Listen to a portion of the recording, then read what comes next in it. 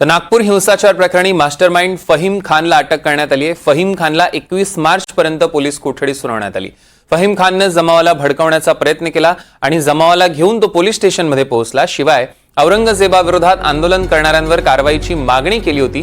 दुपारी पुन्हा त्याने 400 ते 500 जणांचा जमाव घेतला आणि शिवाजी महाराजांच्या पुतळ्याजवळ जात घोषणाबाजी केली आणि त्यामुळे हिंसाचार भडकल्याचं एफआयआर मध्ये नमूद करण्यात आले। नागपूरच्या 3 पोलीस स्टेशन्समध्ये 6 एफआयआर दाखल करण्यात आले। हिंसाचार प्रकरणी 1250 जणांविरोधात गुन्हा दाखल करण्यात आला असून 100 ते 200 जणांची ओळख पटलेली आहे। तर फहीम खान नेमका कोण आहे, एकदा ग्राफिक्सच्या माध्यमातून बघूया। मायनॉरिटी डेमोक्रॅटिक पार्टीचा तो शहर अध्यक्ष आहे। त्याचं वय 38 वर्ष, शिक्षण 10वी पर्यंत झालंय।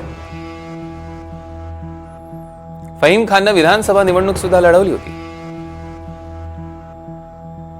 बजरंग दलाच्या आंदोलनानंतर फहीमने 30 ते 40 जणांचा जमाव जमवला।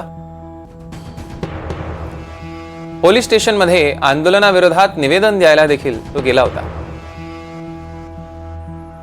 फहीमच्या तक्रारीवर पोलिसांनी गुन्हा दाखल केला।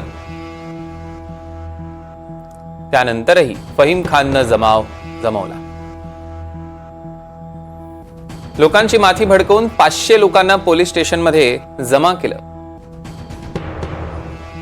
पोलीस हिंदू समाजाचे आहेत असं सांगत फहीम आंदोलनकर्त्यांना भडकवत होता।